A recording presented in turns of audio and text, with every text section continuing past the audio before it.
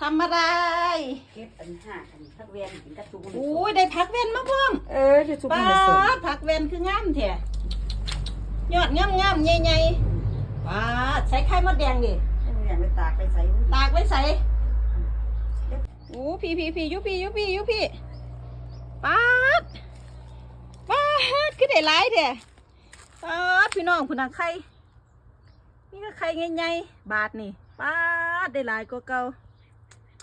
นี่ก็ไข่ใหญ่ๆงามๆไข่มดแดงพี่น้องเกือบเต็มพระถาดเกือบเต็มถาดได้โลอยู่แม่นบ่ได้โลอยู่ว่าสั่น กิน จะสิ โอ้ตำอันไข่มดแดง มายับเขามาแยกเกี่ยวยับเขามา กินข้าวเที่ยง นี่เด็กเขาเป็น ให้มาจ้ากินข้าวเที่ยงน้ำกัน กินหลายคนอยู่